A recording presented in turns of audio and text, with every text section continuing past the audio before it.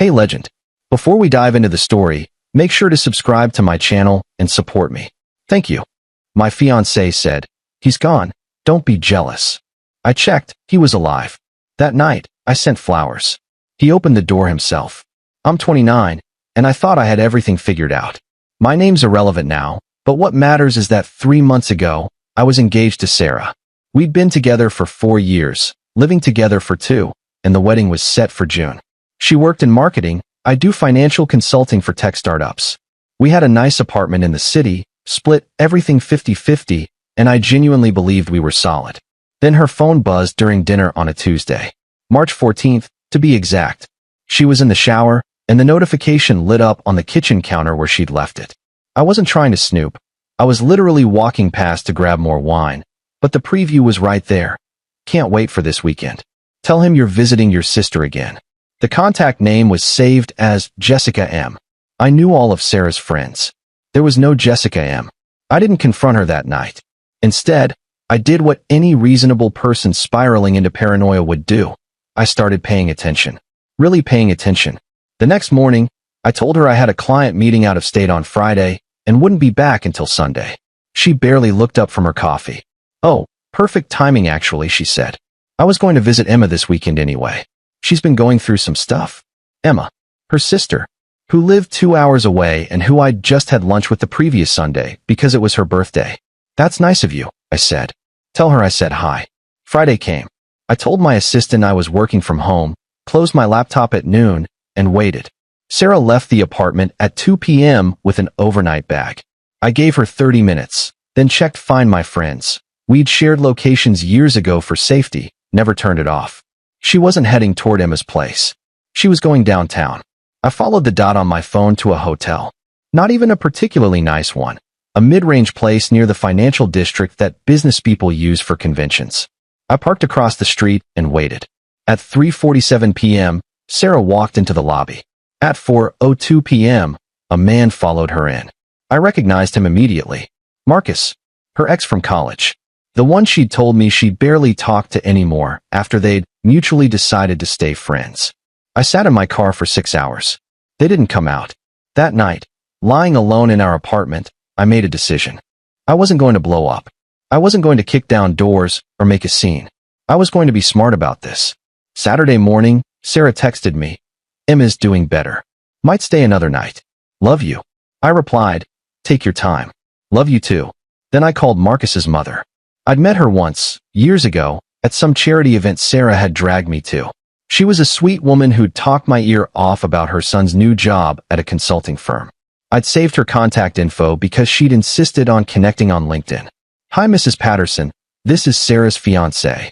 I'm so sorry to bother you, but I wanted to send flowers to Marcus's service and I realized I don't have the funeral home information.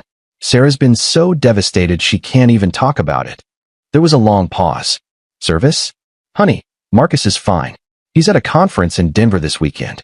"Oh my God," I said, injecting confusion into my voice. She must have been talking about someone else. "I'm so sorry. I've been traveling and must have gotten my wires crossed. Please don't mention this to anyone. I feel like an idiot." She laughed it off. We hung up. Except Marcus wasn't in Denver. He was 20 minutes away, in a hotel room with my fiancé. I spent the rest of Saturday planning. I looked up the hotel's policy on flower deliveries. I created a new email address. I ordered a funeral arrangement. White lilies, chrysanthemums, the works, with a card that read, "With deepest sympathies for your loss. May truth bring you peace." I had them delivered to Marcus's apartment Sunday at 6 p.m., right around the time Sarah would be driving back from Emma's. Sunday night, Sarah came home around 8 p.m. She looked tired but relaxed. Showered. Happy even. "How was Emma?" I asked. "Better. We just watched movies and talked. You know how it is." "That's good," I said. "I'm glad you could be there for her." My phone buzzed at 8:47 p.m.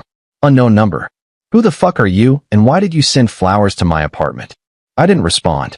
I blocked the number and went to bed. Update 1. Sarah was acting strange all Monday. Jumpy. Checking her phone constantly. I pretended not to notice and went to work like normal. Tuesday afternoon, Emma called me. Actually called, not texted. "Did Sarah visit you this weekend?" I asked before she could speak. "What?" No. What? Just checking something. Don't worry about it. Is everything okay? Yeah. Talk soon. I hung up. 2 hours later, Sarah came home and immediately went to the bedroom. I heard her on the phone, voice low and tense. I couldn't make out words, but the tone was clear. She was panicking. At dinner, she barely ate. You okay? I asked. Fine. Just work stress. Anything I can help with? No. It's fine. Wednesday morning, I woke up to find Sarah already dressed, makeup done, pacing in the living room. We need to talk, she said. Here it comes, I thought. Confession. Apology. Maybe even tears. I think we should postpone the wedding, she said instead. I blinked. What? Just for a few months. I'm feeling overwhelmed with work and planning and everything. I think we need more time. Does this have anything to do with Marcus? Her face went white. Actually white. What? Marcus Patterson. Your ex. The one you spent last weekend with at the Marriott downtown while you told me you were at Emma's. She opened her mouth. Closed it. Opened it again. I don't. How did you? So you're not denying it. It's not what you think. What do I think, Sarah? Because I think you've been fucking your ex behind my back and lying to me about it. Am I wrong? She started crying. It was one time. It was a mistake. I was confused. One time? Really? Because Jessica M. texted you 2 weeks ago about this weekend too. How many times is one time, Sarah? She crumbled onto the couch. I'm sorry. I'm so sorry. It started in February. We ran into each other at a work thing, and we just started talking, and I don't know what happened. You know exactly what happened. You made a choice. Multiple choices. Please. We can fix this. I'll end it with him. I'll do whatever you want. I want you out of this apartment by Friday. Update 2. She didn't leave Friday. She begged. She cried. She promised it was over with Marcus, that she'd made a terrible mistake, that she loved me, and only me. I didn't budge. Saturday morning, she was gone. Took her clothes, her toiletries, and interestingly, all the photos of us from the living room. Petty, but whatever. Sunday, I got a text from Marcus.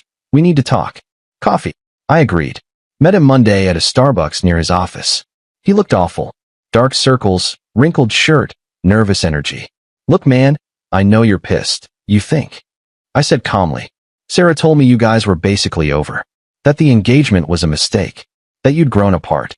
And you believed her. Why wouldn't I? We have history. I thought. You thought you were the hero in this story. The guy who gets the girl back. Except she was lying to both of us. He stared at his coffee. The flowers. That was you.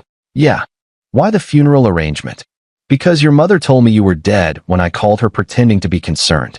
Sarah must have told her you'd passed away to explain why she was so devastated she needed to visit her sister. Guess she didn't expect me to fact-check. Marcus's face went through several emotions at once. She told my mother I was dead? Check with her yourself. He pulled out his phone right there. I watched him text his mom. Watched him read the response. Watched him realize that Sarah had spun elaborate lies to everyone in her life to keep this going. Jesus Christ, he whispered. Yeah. We sat in silence for a minute. For what it's worth, he finally said, I didn't know she was still living with you. She said you'd moved out. That it was amicable. Cool story. I ended it. After the flowers. I told her we were done. Good for you. I left him there and went home. Update 3. 2 weeks later, Sarah started texting me. Not apologizing. Asking about the security deposit on our apartment. About splitting furniture. About whether I'd told my family. I'd told everyone. My parents, my sister, our mutual friends. I didn't embellish or badmouth her. I just told the truth. She cheated. I found out. It's over. Her friends started taking sides. Some reached out to apologize on her behalf. Others told me I was being too harsh, that people make mistakes. I blocked most of them. April 3rd, I got a call from the wedding venue. Sarah had called them asking about keeping the date, but changing the groom's name. I laughed so hard I almost dropped the phone. She wants to keep our wedding date for her and Marcus? I asked the coordinator. She didn't specify who. She just asked about the change policy. Tell her the deposit's non-refundable and I'm not signing anything. The coordinator hesitated. The deposit was paid from a joint account, which I've since closed and split down the middle. She got her half. The venue deposit was on me.